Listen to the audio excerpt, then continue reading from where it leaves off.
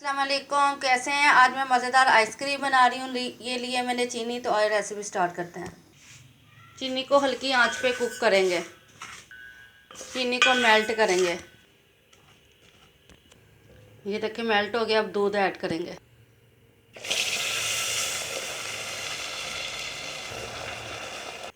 अब ये देखिए इसको मैं कुक करूँगी।